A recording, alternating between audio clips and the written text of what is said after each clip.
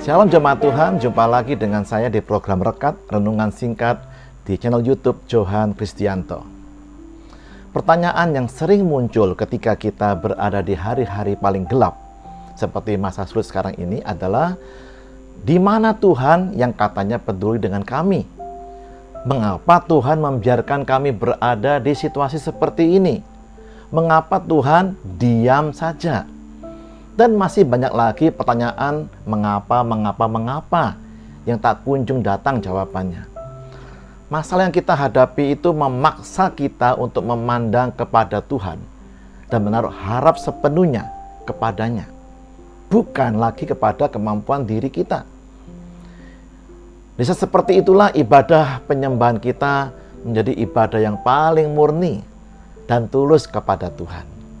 Tetapi terkadang meskipun kita sudah berdoa sungguh-sungguh, bahkan puasa, ya, tetap tidak ada yang berubah ke arah yang lebih baik. Kita sudah melakukan pemberesan pengakuan dosa dan minta maaf kepada orang lain yang mungkin kita pernah bersalah kepadanya. Tetapi kita lihat tidak terjadi apa-apa. Seolah-olah Tuhan tidak mendengar dan diam saja, tidak mau menjawab seruan doa kita.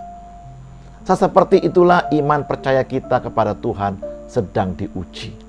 Hal ini memang menyakitkan dan tidak nyaman rasanya, tetapi itu sangat penting untuk pertumbuhan iman kita. Salah satu ujian yang paling berat yang pernah tercatat di Alkitab adalah yang terjadi kepada Ayub. Saya kira Anda sudah tahu kisahnya, di mana dalam satu hari Ayub kehilangan segala yang dimilikinya, baik usahanya maupun hartanya, ke-10 orang anak-anaknya semuanya. Istrinya pergi dan juga kesehatannya Ayub terganggu. Dan yang paling berat menurut saya adalah dalam 37 pasal pertama kitab Ayub, ya, kita membaca bahwa Tuhan tidak berkata apapun kepada Ayub. Bayangkan, 37 pasal awal itu Tuhan sama sekali tidak berkata apapun pada Ayub. Bayangkan ketika Ayub tidak tahu apa yang sedang terjadi dalam hidupnya dalam satu hari itu. Dia baru shock, baru kaget begitu, dan juga apa kesalahannya sehingga ia tertimpa bencana yang mengerikan. Dan Tuhannya diam saja. Tetapi Ayub luar biasa, tetap beribadah kepada Tuhannya. Ayub 1 ayat 20 dan 21. Ayub 1 ayat 20 dan 21. Maka berdirilah Ayub, lalu mengoyak jubahnya dan mencukur kepalanya.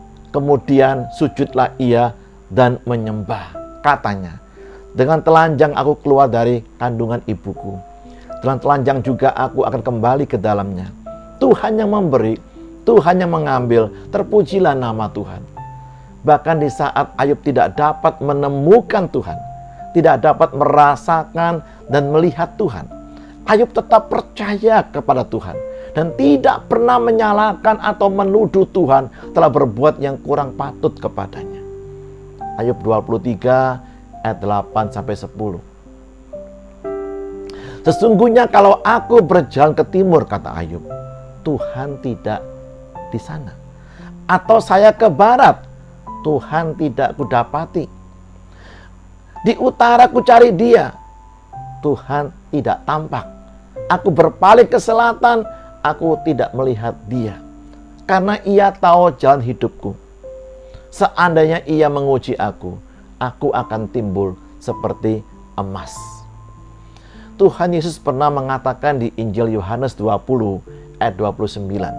Yohanes 20 ayat 29. Berbahagialah atau diberkatilah mereka yang tidak melihat namun percaya. Kita percaya bukan karena melihat perbuatan ajaib yang telah Tuhan lakukan, tetapi kita percaya kepada sifat-sifatnya atau pribadinya Tuhan. Nah, setelah itu baru kemudian pasal 38 sampai 42 Tuhan baru berbicara dan menjawab Ayub. Penantian panjang Ayub tidak pernah sia-sia. Amin. Ayub 42 ayat 10. Ayub 42 ayat 10. Lalu Tuhan memulihkan keadaan Ayub setelah ia meminta doa untuk sahabat-sahabatnya. Dan Tuhan memberikan kepada Ayub 2 kali lipat dari segala kepunyaannya dahulu. 2 kali lipat. Kecuali istrinya ya, tetap 1 yang dulu itu. Di masa ketika Tuhan diam ini, marilah kita belajar tetap percaya kepada sifat dan pribadinya Tuhan yang tidak pernah bisa berubah selama-lamanya. Dan kita akan berbahagia dan diberkati kalau kita tetap percaya meskipun tidak melihatnya. Amin. Tuhan Yesus memberkati kita semua. Shalom.